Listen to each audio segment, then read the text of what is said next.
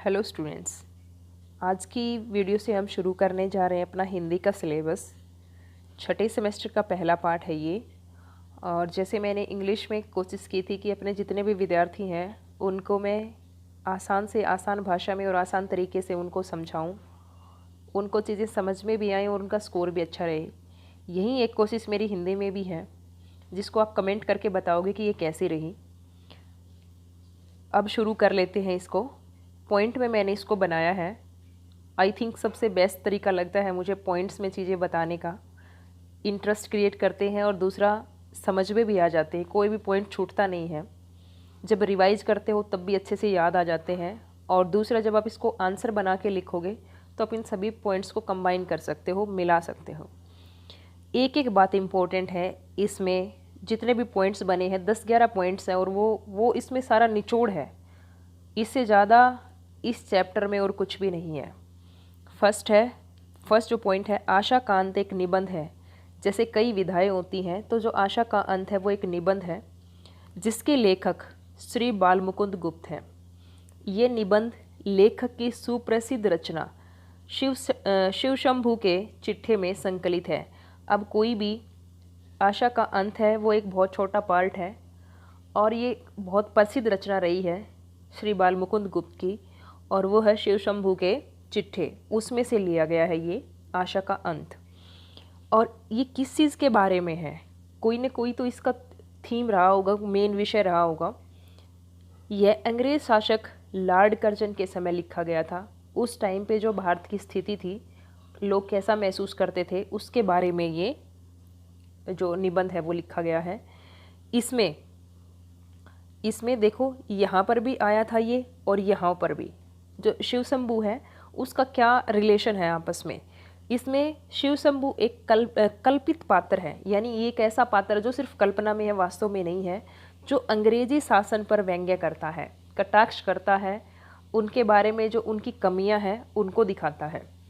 और इसी वजह से देखो, ये यहाँ पे भी शिव शंभू के चिट्ठे, ये पूरी रचना लिख रखी है। और यहाँ पर क्योंकि ये एक पात्र है, इससे आप समझ गए होगे, याद भी रह जाएगा। तत्कालीन भारतीयों की दशा अत्यंत दीनहीन व दयनीय थी। उस समय पे, तत्कालीन का मतलब होता है उस समय। कौन सा समय? लॉर्ड कर्जन का जो समय था वो बहुत ज़्यादा दीनहीन थी और दयनीय थी। उनसे जो व्यवहार था वो भी अच्छे से नहीं किया जाता था। इसमें अंग्रेज़ों की शान शौकत और सुख समृद्धि का वर्णन किया गया है। अंग्रेज़ तो बड़े ठाठ बाट से रहते थे, लेकिन जो भारतीयों के साथ उनका व्यवहार था वो बिल्कुल भी अच्छा नहीं था। अंग्रेज़ भारतीयों की भलाई के नाम पे, अंग्रेजी शासन जो था वो अपनी भलाई चाहता था और इंग्लैंड के पक्ष में जो चीज़ें सही होती वही किए जाते थे, चाहे उसमें भारतीय कितने भी परेशान क्यों ना हो। अंग्रेज शासक भारतीय जनता की भावनाओं की बिल्कुल भी कदर नहीं करते थे। यहाँ तक कि जो अकाल पीड़ित थे उनके प्रति भी सहानुभूतिपूर्ण व्यवहार करने की बजाय उनसे कड़ी मजदूरी ली जाती थी। उनका यह व्यवहार अमानवीय था। ये सारी बातें दिखाई गई थी कि कैसे व्यवहार किया जाता था। जब अकाल पड़ जाता था तो लोगों की मदद और उनसे सद्भावना की बजाय उनसे और भी ज़्यादा मजदूरी ली जाती थी। अगर आप इन भावनाओं के साथ जुड़ के देखें तो आप बिल्कुल महसूस कर पाओगे कि बिल्कुल कितना अमानवीय व्यवहार ये था। भारतीय जनता हमेशा कर्मवाद में विश्वास करती है। कर्मवाद का मतलब समझ गए होगे। आपने लोगों को दाएं बाएं आपस में कभी कहते भी सुना होगा कि जैसे हमारे कर्म ही ऐसे हैं, उन्हीं को हम भोग रहे हैं। तो यही मानना था। और क्या कहते थे वो कि हमारे कर्म ही ऐसे हैं, अपनी दशा के लिए अंग्रेजों को जिम्मेदार या जिम्मेवार नहीं मानते थे। पूरी भारतीय जनता ऐसी ही कहती थी कि हमारी कर्मों का फल है ये, जैसी हमारी दशा आज है। इसमें अंग्रेजी हुकूमत का या अंग्रेजी शासन का कोई भी दोष नहीं है। लेखक कहता कि ये संसार आशा से बंधा हुआ है और इसी के सहारे हर मुसीबत पार कर जाता है। यानी हर व्यक्ति, अगर उसके पास उम्मीद है तो बिल्कुल 100 बार हार के भी जीत जाता है, उसके सहारे वो आगे बढ़ सकता है।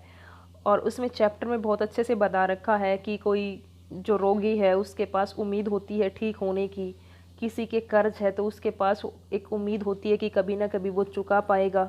इस तरह से हर व्यक्ति के पास कोई ना कोई उम्मीद होती है। लेकिन लेखक कहता है कि लॉर्ड कर्जन ने भारतीय जनता की हर तरह से जो आशा होती है, कोई भी आशा है, उसका सभी तरह से उसने अंत कर दिया। ऐसा उसका व्यवहार था। ऐसा क्रूर और निर्दयी व्यक्ति था वो ऐसा शासक था वो, उसने भारतीय जनता की आशा का बिल्कुल अंत कर दिया। और जो ये निबंध है उसकी शैली जो है बहुत इम्पोर्टेंट होती है कि कौन सी शैली में लिखा गया है।